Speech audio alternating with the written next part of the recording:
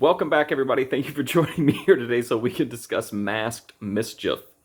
So, Masked Mischief is about a couple who goes into a theater and discovers that they've entered kind of a weird time warp or something because they're greeted by John Holmes, who's wearing a cheap mask and a weird magician's costume. And he informs them that they have to stay and watch this show. And it turns out that it's a sex show. So you have this, older couple in the audience that's watching this live sex happen. They try to get up and leave, but they're told that the story taking place on the stage is the story of their lives, separately and together. And I don't really know what that means because it certainly doesn't seem like they stick with that storyline. But anyway, there's some cheesy dialogue, and obviously John Holmes dressed in a weird, cheesy magician's costume is really funny.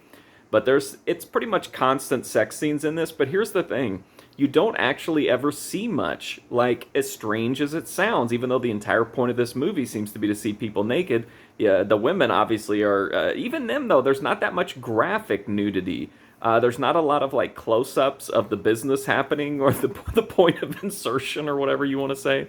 But there's a lot of close-ups of faces, there's a lot of mid-shots of bodies, but there's not a lot of like graphic close-ups or camera angles that let you see everything that's going on. It does happen from time to time, but not very often. In fact, you don't even see most of the guys in this in an aroused state. It's only when they're just relaxed before or after the act.